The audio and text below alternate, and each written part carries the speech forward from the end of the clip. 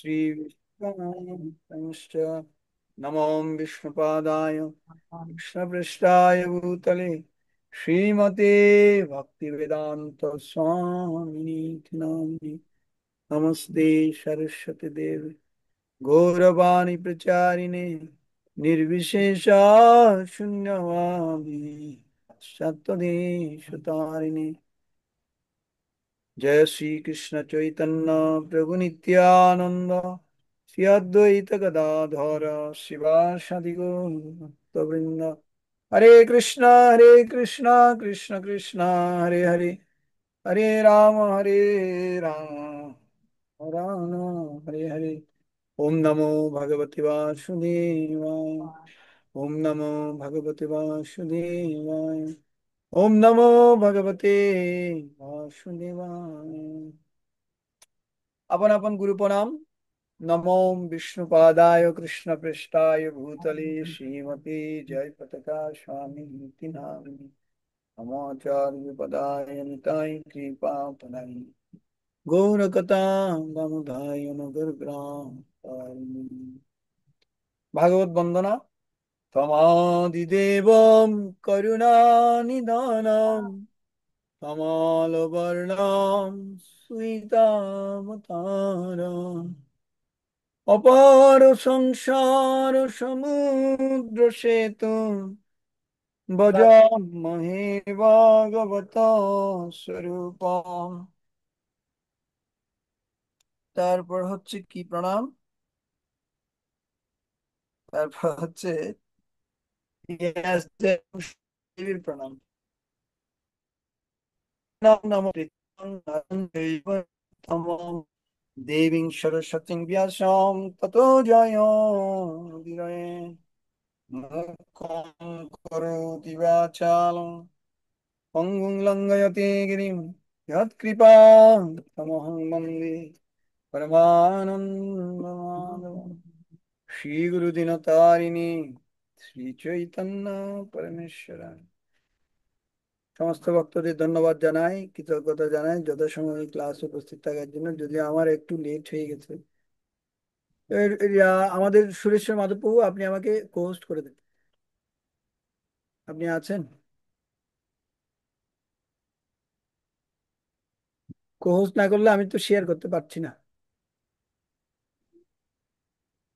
সুরেশ্বর মাধববাবু,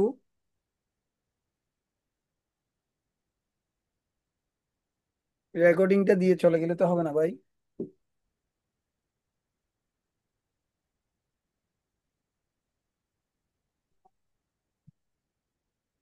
উম,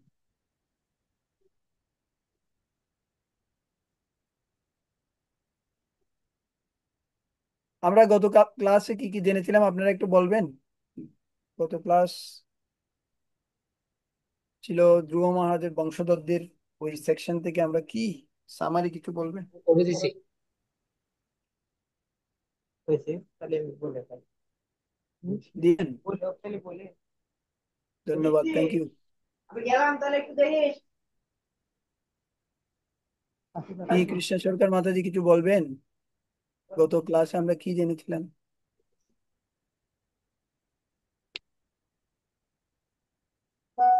আবার জল খাই। আরে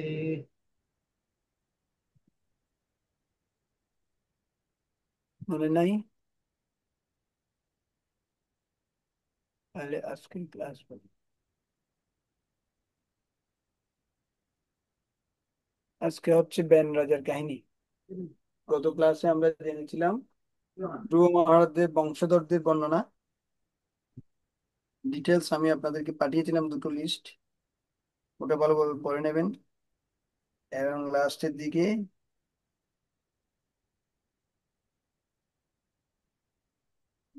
40 থেকে 49 লাস্ট শ্লোকে আমরা অঙ্গ তার পুত্রের সংশোধন করতে ব্যর্থ হয়েছিলেন, যে নির্দয়ভাবে তার সহপাঠীদের পশুদের মতো হত্যা করত। এই ব্যান এই ব্যান রাজার কাহিনী আমরা এখন জানবো। এবং মন্ত্রীরাও ব্যর্থ হয়েছিল, তারা অনেক চেষ্টা করেছিল ব্যান রাজাকে কি করার জন্য, কিন্তু কেউ নিয়ন্ত্রণ করতে পারেনি। এবং পরবর্তীতে ব্যানই রাজা হয়েছিল মাতা সুনিতার ক্রিয়া অনুসারে। অঙ্গ চলে যাওয়ার পর সেই ব্যান রাজার কাহিনী আজকে চতুর্দশ অধ্যায়। তো 1 থেকে 6 নাম্বার শ্লোকে আমরা জানবো ব্যানের আসরিক ব্যবহার। বেন রাজার অত্যাচার। হ্যাঁ, 1 থেকে 6 নাম্বার শ্লোকে কি জানবো? ব্যানের বেন আসরিক ব্যবহার। হুম, আমাদের তার দুই ধরনের বিপরীত। ব্যবহার আছে, একটা সুর ব্যবহার, একটা অসুর ব্যবহার। এই জন্য আমাদেরকে কি দেওয়া হয়? সদাচার ক্লাস দেওয়া হয়, সদাচার, বৈষ্ণব সদাচার। এবং 7 থেকে 13 নাম্বার শ্লোকে আমরা জানবো মহর্ষিরা ব্যানকে শান্ত হতে উপদেশ দিয়েছিলেন। অনেকভাবে হুম, চেষ্টা করেছে মহর্ষিরা ব্যান রাজাকে ঠিক করার জন্য, কিন্তু পারেনি। তার ছোটবেলা থেকে ক্রূর স্বভাব ছিল, যার ফলে ওই স্বভাব বড় হওয়ার পরও আর পরিবর্তন হয়নি। হয় নাই। আমরা এর আগের ক্লাসে আপনাদেরকে বলেছিলাম যে আমরাও ভক্ত হয়েছি, কিন্তু পূর্বের কিছু অভ্যাস, পূর্বে কিছু ক্রূর স্বভাব এখনো আমাদের মধ্যে থেকে যেতে পারে, এবং মাঝে মাঝে অনেক সময় এগুলো প্রকাশ পায়। আবার যখন ভক্ত সঙ্গে প্রভাবে শুদ্ধ ভক্তদের সংস্পর্শে আসি, তখন সেই স্বভাবগুলো কি হয়ে যায়। 14 থেকে 22 নাম্বার শ্লোকে ব্যানকে আরো তারা বোঝাবার চেষ্টা করেছে, অনেকভাবে তারা কনভিন্স করার চেষ্টা করেছে, পারেনি। শান্ত করার চেষ্টা করেছেন। হ্যাঁ, 23 থেকে ধর। 28 নাম্বার শ্লোকে হ্যাঁ, মহর্ষিদের প্রতি ব্যানের উদ্ধত প্রতিক্রিয়া। হ্যাঁ, তো যেহেতু অনেক অনেক সময় লেবু যখন অনেক ভালোভাবে চিবা হয়, চিপতে চিপতে রস বের করে ফেললে কি হয়? তিতা হয়ে যায় না? বলে না, ওদের লেবু বেশি অবশ্যই। চিবি না, সেটা তিতা হয়ে যাবে। ওই সেই পরিস্থিতি হয়েছিল তখন। মহর্ষিরা যেহেতু অনেক উপদেশ দিচ্ছে, অনেক কিছু দিচ্ছে, এগুলো ব্যানের ভালো লাগছে না, তখন মহর্ষিদেরকে উল্টা তিনি আক্রমণ করা শুরু করেছে ব্যান। এবং পরবর্তীতে 36 থেকে 41 29 থেকে 35। নাম্বার শ্লোকে মহর্ষিরা রাজ্যের মধ্যে উৎপাত পর্যবেক্ষণ করলেন। উনি ব্রাহ্মণ হত্যা করছে, গাভীদের হত্যা করছে, কোনো যজ্ঞ অনুষ্ঠান করতে হতে দিচ্ছে না, ওগুলো উৎপাত। 36 থেকে 41 নাম্বার শ্লোক। আর 42 থেকে 46 নাম্বার শ্লোকে আপনারা জানতে পারবেন মহর্ষিরা ব্যানের উরু মন্থন করেছে। উরু, উরু হ্যাঁ, কোনটা? বাহুক হ্যাঁ, বাহুককে উৎপন্ন করেছিলেন। প্রথমে উরু মন্থন করেন, এর ফলে বাহুকের জন্ম হয়। বাহুকের জন্ম হয় প্রভু, হ্যাঁ। বাহুক মানে হচ্ছে ওই যে কতগুলো খরব। নৈশত জাতি আছে না, হ্যাঁ, নৈশত হ্যাঁ। জাতি বলা হয়, এরা একটু উগ্র টাইপের হয়, এরা অনেক অপকর্ম করে। সেই বিশেষ করে খুন খারাপি, ডাকাতি, রাহাজানি, এগুলো ওরাই করে। তো ওর সমস্ত গুণাবলী ব্যানের ওই ওর মধ্যে প্রবেশ করেছে। এরপরে পৃথু মহারাজ এসেছে। যাই হোক, আজকে আমরা যেহেতু ব্যান রাজার কাহিনী, এটা আমরা জানবো। ঠিক আছে, আপনারা সবাই আছেন তো শিরোমণি? এখানে আমাদের সুরেশ্বর মাধব বাবু, আপনি এখানে নাম ডাকেন, নামগুলো ঠিক করেন এই সবাই উপস্থিত আছে কিনা, নাকি শুধু একটু একটু দর্শন দিয়ে হরিবল সবাই হরিবল। কোথায় চলে যাচ্ছে। ঠিক আছে। হ্যাঁ,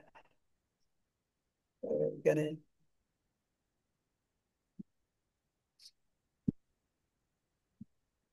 তো এখানে আমরা প্রথম শ্লোক পড়ব। আপনাদের আশীর্বাদ নিয়ে, সমস্ত বৈষ্ণবদের ভক্তদের আশীর্বাদ নিয়ে আমরা প্রথম শ্লোক পড়ব। সিরিয়ালি পড়ে যাব, কিছু কিছু ব্যাখ্যা করব যে যে শ্লোকে গুরুত্বপূর্ণ রয়েছে।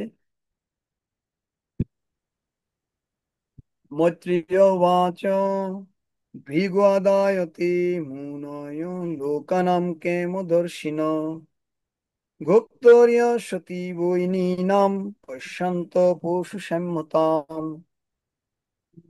মহর্ষি মৈত্রেয় বললেন, হে মহাবীর বিদুর, ভৃগু আদি ঋষিরা সর্বদাই জনসাধারণের কল্যাণ কামনা করেন। যখন তারা দেখলেন যে রাজা অঙ্গের অনুপস্থিতিতে জনসাধারণের হিত সাধন করার মতো কেউ নেই, তখন তারা বুঝতে পেরেছিলেন যে শাসক না থাকার ফলে মানুষরা স্বাধীন এবং অসংযত হয়ে যায়। তো আসলে ভাগবতমের প্রত্যেকটা শ্লোক, প্রত্যেকটা অক্ষর খুবই গুরুত্বপূর্ণ। অনেক সময় আমরা মনে করি এই শ্লোকটা আমার ভালো লাগছে না, এই শ্লোকটা পড়তে খুব ভালো লাগছে, এই অনুবাদটা এত শক্তিশালী নেই। এই তাৎপর্যটা এত কি নেই, এরকম অনেক সময় মনে হয় কি, অথবা এই তাৎপর্যটা প্রভুপাত করেনি, মানে কিছু কিছু ভাগবতমের পারপোট প্রভুপাদের শিষ্যরাও করেছে। আমাদের এখন সেই সেকশনটা চলছে শ্রীমদ্ ভাগবতমের দশম স্কন্ধের টেম্পলে। তো আসলে ভাগবতমের প্রত্যেকটা শ্লোক অনেক গুরুত্বপূর্ণ। শুধুমাত্র আপনি ভাগবতম ধরে বসে থাকলে ভক্ত সঙ্গী, তাহলে কি হবে? তাহলে আমাদের জীবন সার্থক হবে। শুধুমাত্র ভাগবতম ধরে বসে থাকলে হবে, আর কিছু প্রয়োজন নেই। তো এটাই হচ্ছে ভাগবতমের মহিমা। তদ্ভাগ বিসর্গ জনতাগ বিপ্লব, যস্মিন পথি শ্লোক আবদ্ধতাপি, নামানি অনন্তস্য যশ অঙ্কিতানি, যৎসিন্নন্তি গায়ন্তি গৃহ্ণন্তি সাম্যয়। তো এই ভাগবতম, এটা এই ভাগবতম মহিমাও, আবার এটা ভাগবতমের একটা চ্যাপ্টারের একটা শ্লোক।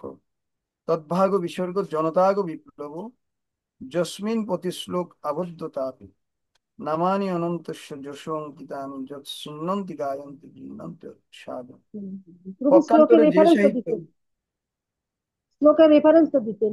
1-5-11, পক্ষান্তরে যে সাহিত্য অন্তহীন পরমেশ্বর ভগবানের নাম, রূপ, যশ, লীলা ইত্যাদি বর্ণনায় পূর্ণ, তা দিব্য শব্দ তরঙ্গে পরিপূর্ণ, এবং এবং এক অপূর্ব সৃষ্টি, যা এই জগতের উদ্ভ্রান্ত জনসাধারণের পাপ পঙ্কিল জীবনের এক বিপ্লবের সূচনা করে। এই জগতে মানুষ একটা জিনিস করতে খুব পটু, সেটা হচ্ছে পাপ করতে খুব ভালো লাগে। পাপ কর্ম, বিশেষ করে জীব হত্যা তো আছে, আরো কত ধরনের পাপ কর্ম আছে, এটাতে খুব পটু মানুষ এই জগতে। কিছুক্ষণ আগে আমরা গ্রন্থ বিতরণের মিটিং করছিলাম, আপনাদেরকে 7 মিনিট সময় যে আমরা কম দিয়েছি ওটা দেখে। তো ওখানে পণ্ডিত গয়াধর প্রভু বলছিলেন, তো গ্রন্থগুলো যখন আমরা নিয়ে যাই ওরা কি করে, ধুম করে দরজাটা বন্ধ করে দেয়। তো উনি ওখানে বলছিলেন যে আমাদের খুঁজে বের করতে হবে কোন কোন জায়গায় বিভীষণ আছে, বিভীষণের মতো লোক আছে রাবণের রাজ্যে। এই জগতে ম্যাক্সিমাম লোক হচ্ছে রাবণ মতো ব্যক্তি। কিন্তু কোন কোন জায়গায় বিভীষণের মতো ব্যক্তি আছে সেটা খুঁজে বের করতে হবে। কোন কোন জায়গায় সীতা মাতা আছে, কোন কোন জায়গায় এই ধরনের ব্যক্তিগুলো আছে, আমাদের খুঁজে বের করতে হবে। এখানে বলছে এই সাহিত্য পাপ পঙ্কিল জীবনের এক বিপ্লবের সূচনা করে এই শ্রীমদ্ ভাগবত।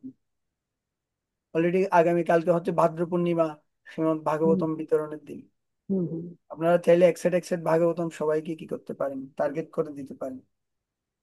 আমি এইবার এক সেট ভাগবতম আমি কি করব, প্রচার করব। এই আমাদের বিশেষ করে এই টেম্পল গুলো হচ্ছে অনেক গুরুত্বপূর্ণ। আর এই টেম্পলটা কি হয়, ফ্লোরিশ হয় তখনই যখন করা হয়, যখন সেখানে প্রভুপাদের গ্রন্থগুলো বিতরণ হয়, পড়া হয় একসাথে মিলে ভক্তরা, যেমন এখন আমরা ভক্তরা পড়ছি একসাথে, কত আনন্দ না? আর যদি কাউকে বিতরণ করেন কি ধরনের যে আনন্দ পাবেন, বই বিতরণ, সেটা করলে বোঝা যায়। সেজন্য আমি ভাগবত মহিমা একটু পড়লাম, যাতে এই ভাগবতমের প্রতিটি শ্লোক প্রতিটি অক্ষর আপনারা বাদ না দেন। মহর্ষি মৈত্রেয় বললেন, হে মহাবীর বিদুর। তো এখানে মৈত্রী ঋষির কাছ থেকে বিদুর শ্রীমদ্ ভাগবতম শুনছেন। মূলত তিনি উদ্ধবের কাছ থেকে শুনতে গিয়েছিলেন, কিন্তু উদ্ধব মৈত্রী ঋষির কাছে পাঠিয়েছেন। তো এখানে অলরেডি শুনছে, অনেক শুনেছে, অনেক বলছে। তো এখানে মৈত্রী ঋষি, আমরা অনেক সময় যারা বলে তারা মনে করে উনি একটা কিছু, কিন্তু ভাগবতমের বক্তার একটা কোয়ালিফিকেশন হচ্ছে তিনি অন্য সমস্ত ভক্তকে খুব গুরুত্ব সহকারে নেবেন, এবং তাদেরকে ভগবানের শুদ্ধ ভক্ত হিসেবে নেবেন, এবং তিনি কোনো হৃদয়ে কোনো অহংকার থাকবে না, এবং তিনি আরো যারা শ্রোতা থাকবে তাদেরকে গ্লোরিফাই করবেন। তো এখানে দেখা যাচ্ছে সেটা মৈত্রী ঋষি মহাবীর বিদুর বলে তাকে সম্বোধন করেছেন বিদুর। আসলেই তো বিদুর অনেক মহান ব্যক্তিত্ব ছিলেন, অনেক মহান ভক্ত ছিলেন বিদুর। আরেকটা হচ্ছে ভৃগু আদি ঋষিরা সর্বদাই জনসাধারণের কল্যাণ কামনায় রত। ওনারা কখনো মানুষের অকল্যাণ কামনা করে না। যদিও ভৃগু ঋষির একটু কি রয়েছে, উনি ভগবান পরীক্ষা করেছিলেন, উনি ইচ্ছে করে ভগবানের বুকে লাথি মেরেছে। ভৃগু ঋষির একটু বদনামি আছে, কিন্তু সেটাও মহৎ কার্যের জন্য। রাজা অঙ্গের অনুপস্থিতিতে জনসাধারণের হিত সাধন করার মতো কেউ নেই। তখন তারা বুঝতে পেরেছিলেন যে শাসক না থাকার ফলে মানুষরা স্বাধীন এবং অসংযত হয়ে যাবে। বর্তমানে বাংলাদেশের পরিস্থিতি বুঝতে পারছেন, খুন সন্ত্রাস অনেকাংশে বেড়ে গেছে না? শাসক না থাকা, শেখ হাসিনা যাওয়ার পর পরেই অনেক কঠিন একটা পরিস্থিতি শুরু হয়ে গেছে। যেদিন গিয়েছে ওই দিনের কথা আপনারা চিন্তা করে দেখুন, যারা মেইন রোডের পাশে ছিলেন, আমরা তো মেইন রোডের পাশে ছিলেন, আছি, রাধা মাধব মন্দির, আমরা সব সময় আতঙ্কে ছিলাম এ কখন দিয়ে ওরা এসে আমাদেরকে হামলা করবে। এই ধরনের একটা পরিস্থিতি। এখানে লাস্টের লাইনটাতে বলছে শাসক না থাকার ফলে মানুষরা স্বাধীন এবং অসংযত হয়ে পড়ে। এর পরবর্তীতে আপনারা আরো দেখবেন কি ধরনের পরিস্থিতি হয়। তো এটাই এখানে বলছে। এই শ্লোকে ক্ষেমদর্শনম শব্দটি তাৎপর্যপূর্ণ, যার অর্থ হচ্ছে যারা সর্বদাই জনসাধারণের মঙ্গল আকাঙ্ক্ষী। বিশেষ করে কারা কারা ভগবানের মানুষের মঙ্গল আকাঙ্ক্ষী, এখানে মূলত ভৃগু ঋষির কথা বলছে। এমনিতে তো নারদ মুনি সারা পারমিশন। পৃথিবী। তো আপনার স্লাইড দিয়ে হচ্ছে না। হ্যাঁ, আমি স্লাইড দেখাচ্ছি না, আমি কথা বলছি। আচ্ছা, স্লাইডটা দেখালে ভালো হবে। স্লাইড মানে আমার তো বই আছে, স্লাইড নাই। এখন দেখা যাচ্ছে?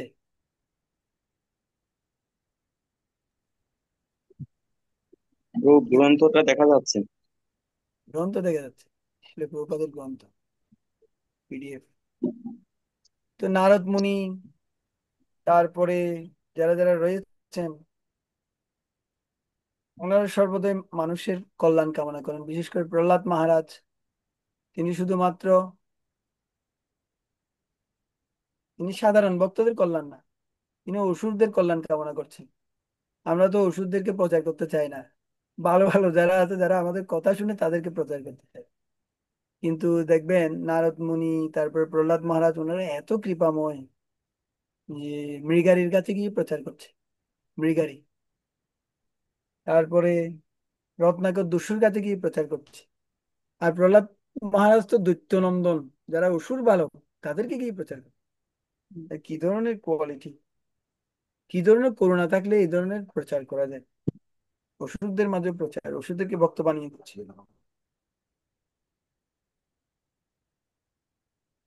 এখানে প্রপাত তারপরে বলছে প্রতিটি গ্রহলোকে রাজাদের উপদেশ দেন। বাস্তবিক পক্ষে তারা প্রতিটি গ্রহলোকের লোকের রাজাদের উপদেশ দেন।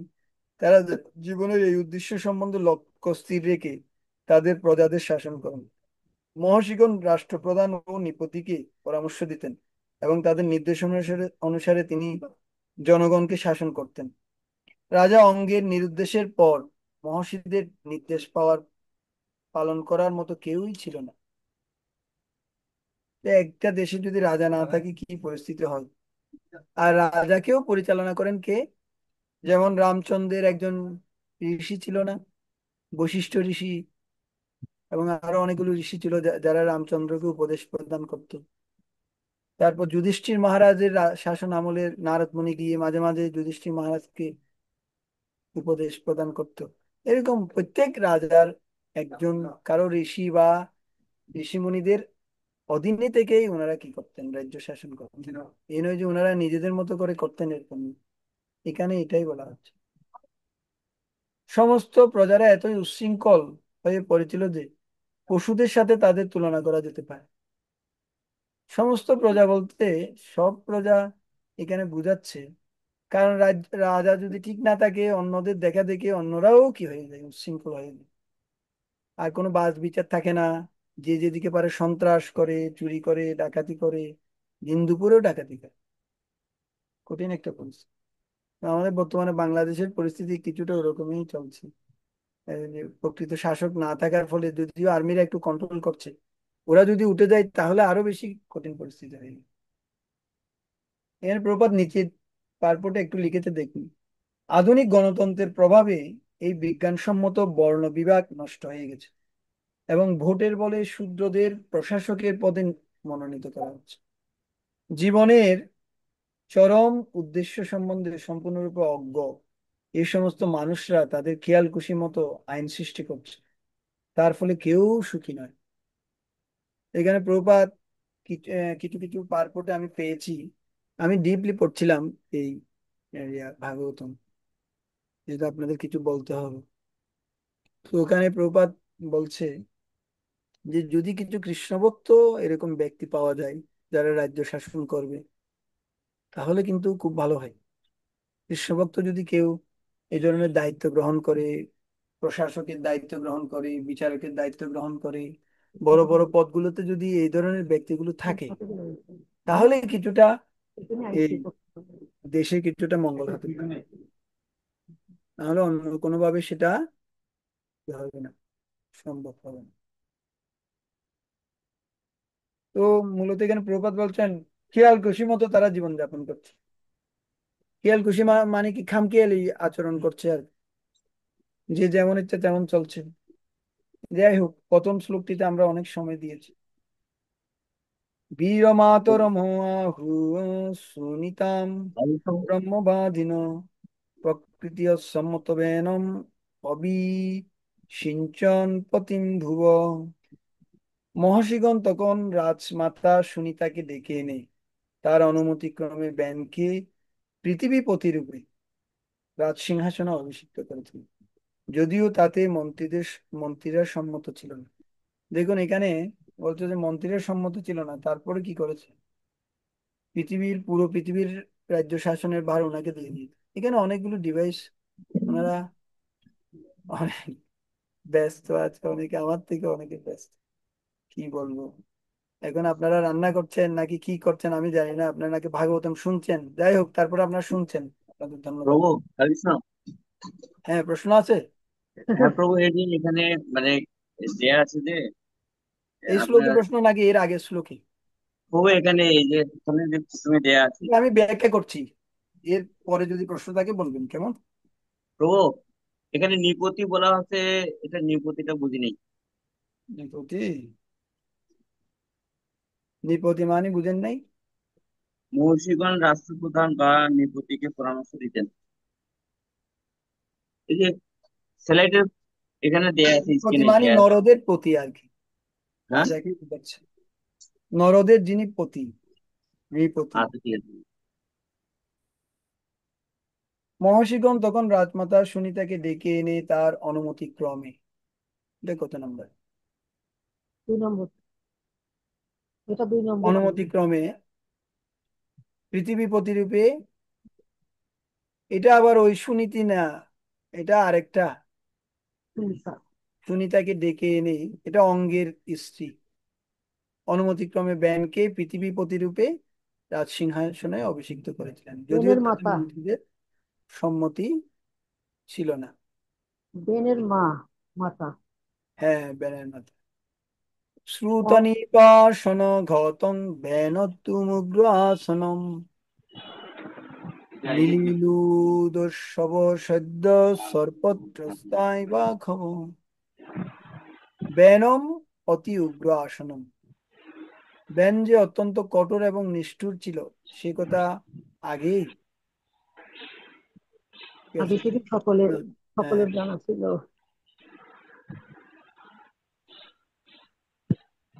ব্যান যে অত্যন্ত কঠোর এবং নিষ্ঠুর ছিল সে কথা আগে থেকেই সকলের কাছে জানা ছিল। তাই সে রাজসিংহাসনে আরোহণ করেছেন। শোনা মাত্র সমস্ত দস্যু এবং তস্কররা অত্যন্ত ভীত হয়েছিল, এবং সাপের ভয়ে মুশিক যেমন লুকিয়ে পড়ে, তেমনি তারাও ইতস্তত লুকিয়ে পড়েছিল। তো এটা একটা ভালো কিন্তু না, এরকম শক্তিশালী একজন রাজা থাকলে ভালো না? ভালো আবার খারাপও। আমি একটা গল্প শুনছিলাম, মানে একটা দেশে, আপনারা আনমিউট করে রেখেছেন। অসীম রায় প্রভু কি আমাদের, অসীম রায় প্রভু আমি একটা গল্প শুনছিলাম, যে দেশে লবণ এবং চিনির দাম এক, হরে সে কৃষ্ণ। দেশে না তো গেলেই ভালো। তবু সাউন্ড আসতেছে না, সাউন্ড আসে না। আসবে। যে দেশে লবণ এবং চিনির দাম এক, সেখানে না যাওয়াই ভালো। তো এক গুরু শিষ্য এই ধরনের একটা দেশে ঘুরতে গিয়েছে।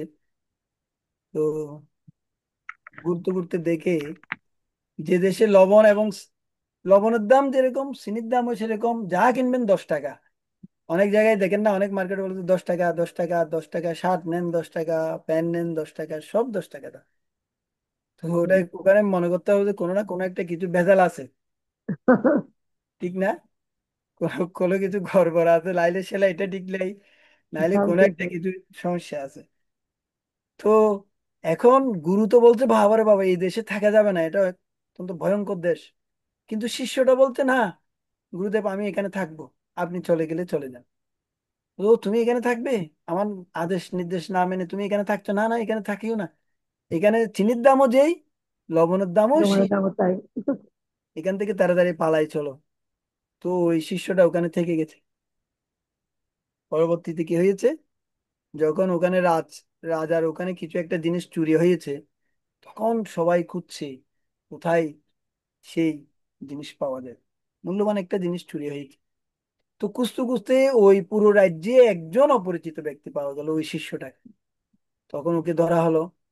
আর ওখানে কোনো বাছ বিচার নেই, চিনির দাম যেরকম লবণের দামও সেরকম। তাই, তখন তাই। ওকে বলবে, এখন সরাসরি ফাঁসি, যা হবে হোক ফাঁসি। মানে কোনো কি নেই, বিচারের কোনো ঠিক নেই। তো এখন বিচারের কাঠগড়ায় নিয়ে যাবে। তখন বলে যে, তোমার কোনো শেষ ইচ্ছা আছে? বলে, হ্যাঁ আমার একটা শেষ ইচ্ছা আছে, আমি একটু আমার গুরুদেবের সাথে একটু শেষবার দেখা করবো। ও আচ্ছা, গুরুদেবের সাথে দেখা করবেন। তখন কি হলো, গুরুদেবের সাথে গুরুদেবকে আনা হলো।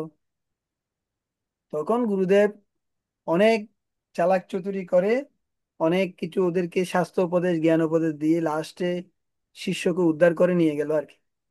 নিয়ে যাওয়ার পর ওকে বলছে যে, এরকম দেশে আর কখনো আসিও না, যেখানে লবণের দাম এক, চিনির দাম এক। এই ধরনের দেশে কখনো কি করা যাবে না। যাই হোক, এটা এখানে দেখা যাচ্ছে। আহ হ্যাঁ হ্যাঁ, ঘুম পাচ্ছে নাকি আমাদের মাথায়, কৃষ্ণের মাথায়? শ্রুতনিপাসন গতম মেন অতি উগ্রাসনম নীলিলুদস্যব সর্পস্তত্তাইবা খবর। আচ্ছা, এখানে এরিয়াতে কিছু দেখা যাচ্ছে স্ক্রিনে? এটা তো শ্লোকের অনুবাদ দেখা যাচ্ছে। এর আগের শ্লোকের অনুযায়ী, তো এখন বেঞ্চ তো অত্যন্ত এখন তো কঠোর চার এবং চার নিষ্ঠুর ছিল। 4 নম্বর শ্লোক হবে এখন। হুম, এখন 3 নম্বর হয়েছে, এখন 4 নম্বর হবে। হ্যাঁ এখন 4 নম্বর। 4 নম্বর আমি করি নাই না। আচ্ছা, সমস্ত দস্যু তস্কর তখন ভয়ভীত হয়ে সেখান থেকে পালিয়ে গেছে, যেভাবে মুশিকের বয়ে সর্প সেখান থেকে পালিয়ে, সর্পের বয়ে মুশিক পালিয়ে যায়, অর্থাৎ ইঁদুর। হ্যাঁ, এখানে এটুকু। তাৎপর্যটি অনেক গুরুত্বপূর্ণ আছে। রাষ্ট্র হ্যাঁ, সরকার যখন দুর্বল হয়ে যায়, তখন দস্যু এবং তস্কররা প্রবল হয়ে ওঠে। এমন ওই সরকার যদি অত্যন্ত শক্তিশালী হয়, এটা প্রপাত দিচ্ছেন, তখন হ্যাঁ, হ্যাঁ। সমস্ত দস্যু তস্কররা লুকিয়ে পড়ে। ব্যান অবশ্যই খুব একটা ভালো রাজা ছিল না, কিন্তু তার নিষ্ঠুরতা এবং কঠোরতা সকলের জানা ছিল। তার ফলে রাজ্য অত্যন্ত দস্যু তস্করদের উৎপাত থেকে মুক্ত ছিল। দেখতেছিল। আর অনেকে জানেন, আমাদের ওই, ওনাকে চিনবেন, দক্ষিণ কোরিয়ার একটা এরিয়া রয়েছে, বান কিন মুন নাকি একটা নাম। তো ওনাকে সবাই ভয় পায় নাকি, অনেকগুলো পারমাণবিক অস্ত্র আছে। মানে একটু স্বৈরাচারী টাইপের, সবাই ভয় পায় এই ধরনের রাজা। কিন্তু প্রভুপাদ এর আগের পারপটে একটাতে বলছিল যে, যদি কি হয়, আহ রাজা যদি কি থাকে, ধর্মপরায়ণ হয় এবং তিনি যদি বৈষ্ণব হয়, তাহলে কিন্তু ভালো, ওই রাজ্যে কিন্তু শান্তি বিরাজ করবে। যদি আমরা এই ধরনের পরিস্থিতি এখনো তৈরি করতে পারিনি। কিছুদিন আগে আমাদের লন্ডনে একটা বিচার বিচারক হয়েছেন, ওনার চারিদিকে ছড়িয়ে পড়েছে। এবং আমাদের বাংলাদেশেও অনেক বড় বড় পদে অনেক আমাদের প্রিয়ারা রয়েছেন, সরকারি কর্মকর্তারা রয়েছেন। যেমন এখানে আমাদের শান্তিপ্রিয়া মাতাজি রয়েছেন, উনি সচিব, সহকারী সচিব। তো এরকম অনেক পদে আপনারা অনেকেই রয়েছেন। তো ওনাদের অনেক দায়িত্ব আছে, কর্তব্য আছে, যে এই বিশেষ করে তারপরেও সরকারের হাতছাড়া তো ওনারা কিছু করতে পারবেন না। ওনারা সরকার যেভাবে বলে সেভাবে চলতে হবে। তো এখানে করবেন, সরাসরি ক্লাস করবেন। ওইখানে ছিলাম যে কিচ্ছু বুঝতে পারি না। আচ্ছা, গাড়ি যাবে কথা বলবো। আমাদের অক্ষয় বাবু এখানে সরাসরি ক্লাস করার জন্য চলে আসছে। ধন্যবাদ আপনাকে।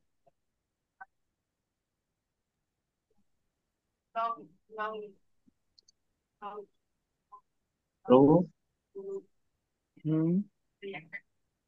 এখানে বলা হচ্ছে যে সাপের ভয়ে মূষিক যেমন লুকিয়ে পড়ে। তো মূষিক এটা প্রভু মুশিক মানে কাকে ইঁদুর। বোঝানো? ইঁদুর, সাপের ইঁদুর। যে ইঁদুর, হ্যাঁ, হুম, গর্তের ভিতর লুকিয়ে থাকে। পুনর্মূষিক ভব গল্প শুনেননি? মানে আবার এগেইন বিকাম মাউস, আবার ইঁদুর হয়ে যাবে। এই জন্য সরকারকে একটু শক্তিশালী হতে হয়। অনেক ধরনের শাস্তি রয়েছে, যেমন সাম দাম দণ্ড ভেদ, একটা না একটার মাধ্যমে কি করতে হয়, সরকারকে, তাদেরকে শাসন করতে হয়। আবার সরকার, এখানে অনেক বারপুটি প্রপাত বলবেন, সরকার কর সংগ্রহ করে, যেমন আমাদের সিটি কর্পোরেশন থেকে অনেক কর সংগ্রহ করে। আবার যখন বিভিন্ন জায়গায় রোড ঘাট যখন খারাপ হয়ে যায়, সেখানে গিয়ে আবার সেই রোডগুলোকে ঠিক করা হয়, এভাবে কি করা হয়। এবং অনেক জায়গায় ভাতা দেয়, আমেরিকাতে অনেক জায়গায় আছে, ওনাদেরকে ভাতা দেওয়া হয়, প্রত্যেক ব্যক্তিকে কিছু কিছু ভাতা দেওয়া হয়। আমাদের বাংলাদেশ গরিব হওয়াতে এখানে ওটা একটু কম আছে। যারা বিদেশে আছে আমাদের অনেক ভক্তরা, ওনারা জানবেন সেটা সেটা। তো আরেকটা কাহিনী আপনাদেরকে এর আগে বলেছিলাম, যে এই ধরনের ভয়ঙ্কর রাজা, এই ধরনের শক্তিশালী রাজা থাকলে একটা সুবিধা হয়। চুরি ডাকাতি হলে অনেক সময় দেখা যায় যে সৌদি আরবে, ওখানে যদি কেউ চুরি করে তার হাতটা কেটে দেওয়া হয়। কেউ যদি একটু আরেকটু কঠিন কাজ করে, তাদেরকে কি করা হয়, এমনকি শিরচ্ছেদ করা হয়। এ ধরনের কিছু শাস্তি রয়েছে। হ্যাঁ হ্যাঁ, গত হ্যাঁ, অধ্যায়ে আলোচনা হয়েছে না? করি। হ্যাঁ প্রভু। বিদেশে আছেন বলতে পারবো। সরুরনিস্তান উদ্ধতষ্টবিভূতি অবমিনী মহাবাবান স্তব্ধ সম্ভাবিত শত। রাজসিংহাসনে আরোহণ করে ব্যান অষ্ট ঐশ্বর্যযুক্ত হয়ে সর্বশক্তিমান হয়েছিলেন। তার ফলে সে অত্যন্ত গর্বিত হয়ে উঠেছিল। অহংকারে মত্ত হয়ে সে নিজেকে সর্বশ্রেষ্ঠ বলে মনে করত।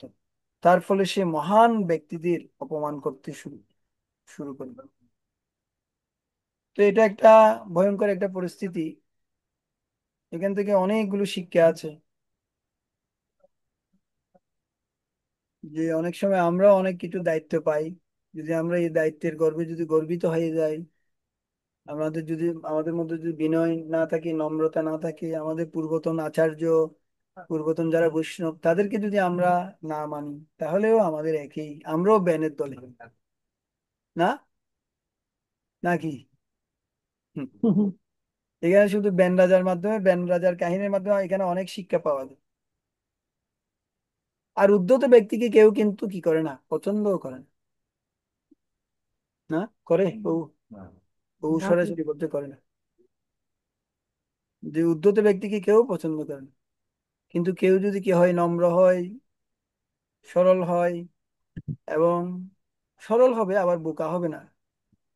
আবার সবাই, এই রাজ্য শাসনের ক্ষেত্রে অনেকগুলো বিষয় আছে।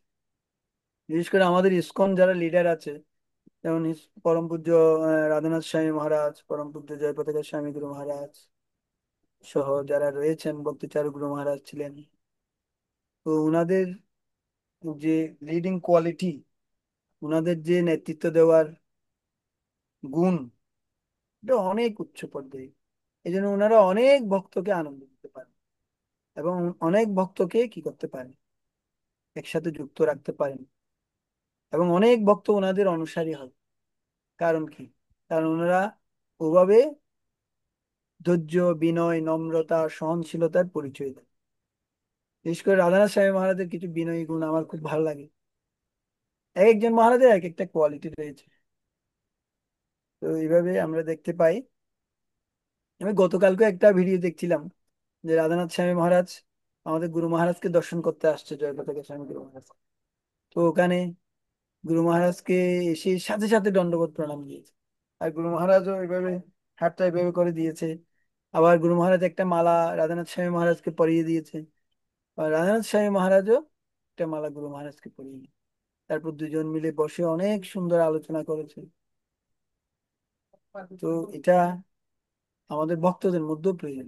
আমাদের ভক্তরা যেখানে, অনেক ভক্ত বিভিন্ন জায়গায় রয়েছে, তো যদি ভক্তদের মধ্যে এই ধরনের দদাতি প্রতিকিন্নাতি থাকে, গুহ্যমাকাতি পিচ্ছতি থাকে, ভুংতে বোঝাইতে থাকে, তাহলে একটা সুন্দর একটা সম্পর্ক তৈরি হবে ভক্তদের। তো এটা আমাদের আচার্যবর্গদের থেকে আমরা কি শিখবো, এগুলোই আমাদের শিখতে হবে। তো আচার্যদের পিরিয়ড তো চলে যাচ্ছে, ওনারা, আমাদের ইসকন তো প্রায় 10,000 বছর চলবে। এখন এখান থেকে আমাদের যেটা শিক্ষা নিতে হবে সেটা হচ্ছে আমরাও যাতে এই মিশনে কিছু অবদান রাখতে পারি। এই বিনয় গুণ, সহনশীলতার গুণ, নম্রতার গুণ, এগুলো যাতে আমরা অর্জন করে, এগুলো আমাদের মধ্যে স্বাভাবিকভাবে নেই। কিছু কিছু গুণ আমাদের মধ্যে আছে, কিন্তু এগুলো আমাদের অর্জন করতে হবে। এগুলো আমাদের টার্গেট, এই গুণটি আমাদের অর্জন করতে হবে। এই জন্য হরিনাম করার যোগ্যতাও সেটা। যদিও আমরা সবাই হরিনাম করছি, হরিনামের ক্ষেত্রে প্রথম যোগ্যতা হচ্ছে তৃণাদপি। তৃণাদপি ভাব না থাকলে সে কখনো হরিনাম করে টেস্ট লাভ করতে পারবে না, স্বাদ পাবে না। তৃণাদপি শুনিছেন, তরুরপি সহিষ্ণু। সহিষ্ণু। এর প্রথম ফার্স্ট কোয়ালিটি হচ্ছে তৃণাদপি। হুম, তো আমাদের একটা ভক্ত বলছিলেন যে আমাদেরকে সিংহ হতে হবে, কিন্তু তৃণাদপি সিংহ, মানে আমাদেরকে সিংহ হতে হবে কিন্তু তৃণাদপি সিংহ, সেটা আবার কি ধরনের? সিংহ তো সিংহ হয়ে হবে, ওদের তৃণাদপি সিংহটা কিরকম? তো আমাদের ভক্তদের মাঝে যখন থাকবো, আমরা বৎসহারা গাভীর মতো থাকতে হবে। এই গাভীর বাছুর কিভাবে থাকে, একদম মার কাছে একদম খুব কি। আর যখন অভক্ত সঙ্গে যাব, তখন সিংহের মতো গর্জন দিতে হবে, যেভাবে ভক্তি সিদ্ধান্ত সরস্বতী ঠাকুর, উনি ছিলেন গৌরীয় সিংহ পুরুষ। উনি যখন ভক্ত সঙ্গে থাকতেন, উনি বলছিলেন, আমি অনঙ্গমোহন প্রভুর কাছ থেকে শুনেছি, ও বলে যে আমার একমাত্র অবলম্বন হচ্ছে বৈষ্ণবের জুতো, বৈষ্ণবের জুতো। তাইলে দেখুন, উনি এরকম একজন আচার্য। তা আমি মাঝে মাঝে ওটা পড়ি, আমি লিখে রেখেছি এক জায়গায় অনঙ্গমোহন প্রভুর ক্লাস থেকে। আমি মাঝে মাঝে ওটা পড়ি, আমাদের অবলম্বন হচ্ছে বৈষ্ণবের জুতো। তো উনি কি আমাদের থেকে পাণ্ডিত্যে, শাস্তে, ইংরেজি জানাতে, ইংরেজিতে উনি ব্রিটিশদের প্রচার করতেন বিভক্তি সাধন হয়ে থাকে, এবং 64টি গৌড়ীয় মঠ প্রতিষ্ঠা করেছেন তিনি। হুম, তাহলে তিনি এইবার এত সুন্দরভাবে এতগুলো ব্যক্তিকে কন্ট্রোল করতেন। তিনি বলছেন আমার একমাত্র অবলম্বন হচ্ছে বৈষ্ণবের জুতো। এবার আপনারাও ব্যক্তিগতভাবে একটু পরীক্ষা করে দেখুন, আপনাদের অবলম্বন কি, আমাদের অবলম্বন কি। আমাদের একটা ভক্ত, আহ রূপানুগ গৌর প্রভু, ওনার কথা বলতেই হয়। আমরা যখন প্রবর্তক থেকে এখানে আসছি নন্দনকাননে, ওখানেই ওনার ওনার গণ্ডিতে আশ্রমে উঠেছিলাম। ওখানে দুটো গণ্ডিতে বিগ্রহ ছিল, টিনের ঘর ছিল।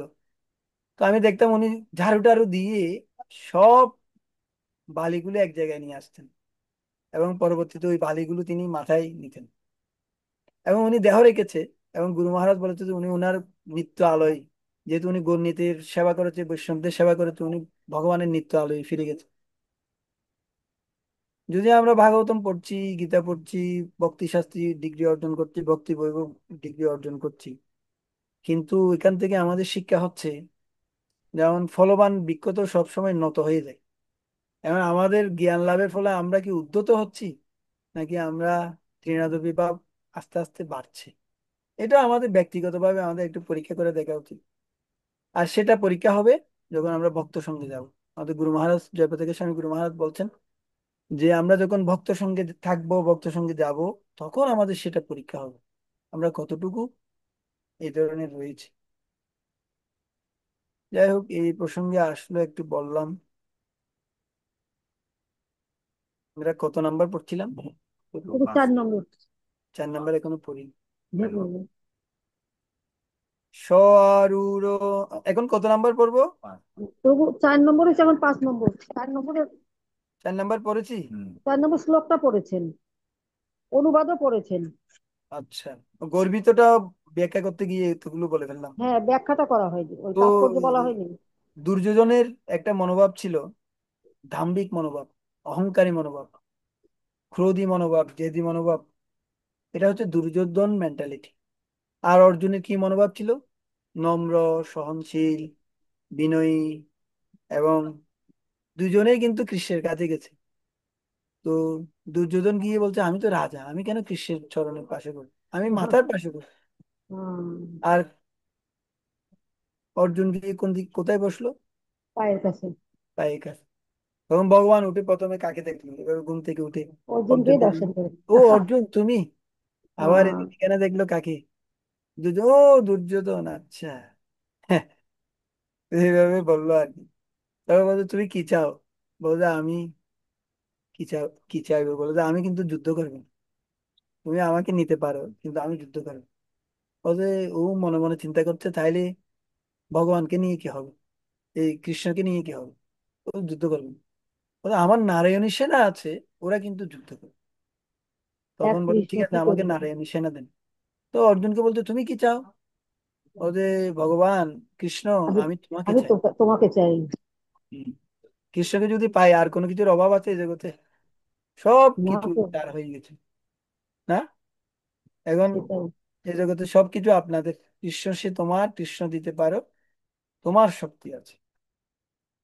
আর কিছু কিছু লোক আছে কংস মেন্টালিটি, এখন খুব ভালো আচরণ করবে, খুব ভদ্র আচরণ করবে, হুট করে কি হয়ে যাবে, দৈবকী চুলে ধরে ফেলবে। কি, তোমারে বধি বেঁধে গোকুলে বাড়িতে সে। বাড়িতে এসে। এটা হচ্ছে কংস মেন্টালিটি। সাথে সাথে চুলের মোটাই ধরে ফেলবে, Kamsa mentality. Duryodhana mentality, Kamsa mentality, এগুলো আমাদের পরিত্যাগ করতে হবে। আর কিছু আছে, এটা খেয়েছিল যে কৃষ্ণের লীলায়, পন্ডক, পন্ডক মেন্টালিটি। ওখানে ভগবান হতে চাই, আমি হচ্ছি ভগবান। পন্ডক বলছে, তুমি আবার কে, তুমি তো নকল কৃষ্ণ। কৃষ্ণের সামনে গিয়ে বলছে কৃষ্ণকে, না লীলা পুরুষোত্তমে পড়বেন। তো ও দুইটা নকল, দুইটা হাত লাগিয়েছে, বলে যে দেখো, আমি, আমার 4টে হাত আছে, তোমার 4টে হাত কোথায়, তোমার তো 2টা হাত। ও, ও পন্ডক। এ অনেক ভাবে চেয়েছে, তখন কৃষ্ণ আর বেশি দেরি করে নাই, একদম রিয়া বের করে সাথে সাথে পন্ডককে হত্যা করেছে। এর অনেক ডিটেলস কাহিনী আছে। তো এই ধরনের মেন্টালিটি গুলো এই ব্যান রাজার কাহিনীতে এগুলো আমরা পাচ্ছি। হ্যাঁ, জ্ঞানদাতা তো নিজেকে মহর্ষিতে বলতেন, আমি ভগবান, আমার পুজো করো। আরেকটা এখানে এই মেন শ্লোকে আছে, মহাভাগান স্তব্ধ সম্ভবাবিত সত্য। মহাভাগান মানে হচ্ছে মহান ব্যক্তিদের, মহান ব্যক্তিদেরকে অপমান। ওখানে আপনারা দেখুন, মেন শ্লোকের হুম, নিচের দিকে আছে, লাস্টের দিকে অনুবাদে, মহান ব্যক্তিদেরকে অপমান। এটা কিন্তু অত্যন্ত ভয়ঙ্কর একটা বিষয়। মহান যারা রয়েছেন, যারা বিশেষ করে যাদের বৈষ্ণবদেরকে অপমান করাটা খুব একটা কঠিন একটা বিষয়। আহ ভাগবতমে আপনারা অনেক জায়গায় পাবেন, বিশেষ করে দক্ষ শিবকে অপমান করেছে। হ্যাঁ, হ্যাঁ হ্যাঁ। তো লাস্টে কি পরিণতি হয়েছে? আপনার সেকশন গুলো পড়ে আসছেন না, দক্ষ শিবের? হ্যাঁ প্রভু, হ্যাঁ। দক্ষ শিবকে অপমান করেছে, কি পরিণতি হয়েছে? ছাগলের শিরচ্ছেদ। মাথা পেল লাস্ট পর্যায়ে। হ্যাঁ। এবং সতীরও দেহত্যাগ হলো, অনেকগুলো লোকও মারা গেল। প্রতিশোধ, প্রতিশোধ। তো যে জায়গায় বৈষম্য অপরাধ হবে, সেখানে কিন্তু সবকিছু চলে যাবে, সমস্ত ঐশ্বর্য চলে যাবে, সমস্ত শ্রী চলে যাবে। সেখানে আর কিছু থাকে না, যেখানে বৈষম্য অপরাধ হবে। মহাপ্রভু একটা জায়গায় আমাদেরকে সাবধান থাকতে বলেছে। যদিও ছোটখাটো কিছু, যেমন স্বামী স্ত্রী কিছু ঝগড়া থাকবে, এগুলো আবার স্বামী স্ত্রী ঝগড়া, দুই ছাগলের লড়াই, তারপর আরেকটা কি যে, ওই সাধুদের ক্রিয়া, এগুলো হচ্ছে মেঘগর্জন। বহু আরম্ভে লঘু ক্রিয়া। মানে অনেক জাঁকজমক ভাবে ঝগড়া হবে, কিন্তু আবার দেখবে যে দুইজন মিলে হোটেলে খাচ্ছে, অথবা আবার দুজন মিলে গেছে হাসি ঠাট্টা করছে, তখন বিপদে পড়ে যাবেন আপনি। তখন তো বাপরে বাবা, ও তো দর্শন করে আমি কি হয়ে গেলাম। এরকম আমি একটা স্বামী স্ত্রীর ঝগড়া শুনেছিলাম। তো আমার মনে মনে ওদের কিছু দোষ দর্শন হয়েছে। তো পরবর্তীতে আমাদের এখানে একটা গোবিন্দাস হোটেল আছে, আমাদের মন্দির থেকে করা হয়েছে। এর পরের দিন এসে দেখি ওখানে ওরা স্বামী স্ত্রী সন্তান মিলে একসাথে খাচ্ছে, আবার হাসি ঠাট্টা তামাশা করছে। ওটা দেখে আমি ওখানে জায়গায় শেষ, আমি ওদের দর্শন করলাম, আবার এরা এখানে বসে একসাথে খাচ্ছে। তো এটা বিশেষ কিছু। তবে আবার এর আগের সপ্তাহে একটা গল্প বলেছিলাম, মনে থাকতে পারে আপনাদের, যে ওই স্ত্রীকে বেশি অত্যাচার করার ফলে ও সর্পযোনি প্রাপ্ত হয়েছিল, মনে আছে? হ্যাঁ প্রভু, হ্যাঁ। আপনাদের ক্লাসে বলেছি, হ্যাঁ। আমার মনে ভুলে গেছি। এইরকম যাতে আবার না হয়। তো এখানে রিয়া হচ্ছে, মহান ব্যক্তিদেরকে অপমান করা কখনো যাবে না। মহান ব্যক্তিদের সবসময় সম্মান করতে হবে, সবসময় কিছু করতে না পারলেও, ওর অনেক ব্যাড কোয়ালিটি থাকলেও দূর থেকে ওকে প্রণাম দিতে হবে। আমি ওর সঙ্গ করবো না, কিন্তু ওকে আমি অপমান অসম্মান এগুলো করতে পারবো না। ও আমাকে অপমান করুক, সেটা আমি সহ্য করবো, কিন্তু আমি ওকে করবো না। এই ধরনের কিছু ডিটারমিন যদি আমরা অনেক সময় গুণের প্রভাবে করে ফেলি, সত্য রজ তম গুণের প্রভাবে করে ফেলি, কিন্তু যদি আমরা এটা না করতে পারি, আমরা ভক্তিতে খুব দ্রুত অগ্রসর হতে পারি। এটা আমরা আমরা উপলব্ধি করতে পারি, যদি আমাদের বৈষম্য অপরাধ না হয়, সেই সময় আমাদের নামগুলো কত পিওর নাম হয়, এবং কত আনন্দ পাই আমরা হরিনাম টেস্ট স্বাদ লাভ করতে পারি। আর যদি বৈষম্য অপরাধ হয়, তখন ওই শুধু ওই জপের মধ্যে আছে, ওই প্রভুটা আমাকে এটা বলেছিল, ওই এরকম বলেছিল, এরকম করেছিল, ওগুলো শুধু জপে আসবে। তখন প্ল্যানিং জব হবে, বিভিন্ন ধরনের জব চলে আসে। কিন্তু যখন পিওর জব কখন হবে, যখন আপনার কোনো অপরাধ হবে না, সেগুলো আমরা বুঝতে পারি। এই ধরনের জব আমরা বুঝতে পারি। এবং আমাদের সচিনন্দন স্বামী মহারাজ বলছে, এই ধরনের জব আমাদের দিন রাত অনুশীলন করা উচিত। এই কয়েকটা শ্লোকে আমি একটু বেশি বলবো, এগুলো অনেক গুরুত্বপূর্ণ আছে। হুম। এখানে বলছে, আপনাদের কি কিভাবে পড়ালে ভালো হবে? আমি শ্লোক বাই শ্লোক পড়ে যাব, নাকি এভাবে ব্যাখ্যা করলে ঠিক আছে? না প্রভু, ব্যাখ্যা তো অবশ্যই করবেন, এগুলো আমরা কোথায় পাবো? আচ্ছা। আপনাদেরও অনেক ই থাকতে পারে, রিয়েলাইজেশন থাকতে পারে, ওগুলো আপনারা বইতে লিখে রাখতে পারেন পাশে পেন্সিল দিয়ে। যখন আপনি অন্যকে ভাগবতম পড়াবেন, অথবা আপনি যখন কখনো ভাগবতম পাঠ দেবেন, তখন আপনারা সেই উদাহরণগুলো এগুলোর সাথে আপনারা বলতে পারবেন। অথবা আপনি যখন কখনো ভাগবতম পড়বেন, তখন আপনাদের ডিপ রিয়েলাইজেশন আসবে এই শ্রীমদ্ ভাগবত, যেগুলো এই আমি জন্য পড়েছি। এবং আমি আমি যা আমার শিক্ষাগুরুদের কাছ থেকে আমি যেগুলো পেয়েছি, এগুলো আমি এখানে লিখে রেখেছি। আরো কিছু আমি নিজে ব্যক্তিগতভাবে এখানে আমি লিখেছি, এখানের সাথে অ্যাড করেছি, সেগুলো আপনাদেরকে আমি বলছি। প্রভু, সেই জন্যই তো এই শরীরেও আমি ভক্তি শাস্তি বা আপনাদের এগুলো সব আমি লিখি, হম। লেখার চেষ্টা করি সবকিছু। ধন্যবাদ আপনাকে। আপনি ভক্তি শাস্ত্রীয় আপনাকে মোটামুটি আমরা সব সবাই লিখেছি। অনুসরণ করতে। ভাগবত প্রথম থেকে আমি লিখছি, তো এই শরীরেও আমি চেষ্টা করি। অষ্টাঙ্গ যোগ অনুশীলন করে রাজর্ষিরা অনিমা গরিমা প্রাপ্তি ইত্যাদি ঐশ্বর্য লাভ করতেন। রাজর্ষি একটি রাজ্য সৃষ্টি করে সকলকে বশীভূত করে তাদের শাসন করতে পারতেন। এগুলি ছিল রাজার কয়েকটি ঐশ্বর্য। রাজা বেন কিন্তু কখনো যোগ অভ্যাস করেনি, কিন্তু তা সত্ত্বেও সে তার রাজপদের গর্বে অত্যন্ত গর্বিত হয়ে উঠেছিল। যেহেতু সে খুব একটা বিবেচক ছিল না, তাই সে ক্ষমতা অপব্যবহার করে